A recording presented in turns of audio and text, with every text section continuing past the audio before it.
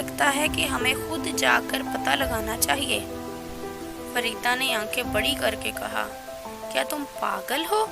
ہمیں بتایا گیا ہے کہ جنگل میں جانا خطرناک ہے، وہاں پریاں، جادوگر اور ڈریگن رہتے ہیں۔ منیر نے ہنس کر کہا، ارے چھوڑو، اگر وہاں کوئی ڈریگن ہوتا تو ہم کب کے جل چکے ہوتے۔ میرا خیال ہے ہمیں وہاں جا کر کچھ مہمات کرنے چاہیے۔ تینوں نے فیصلہ کیا کہ وہ اگلے دن جنگل میں داخل ہوں گے اور خود اس کی حقیقت معلوم کریں گے۔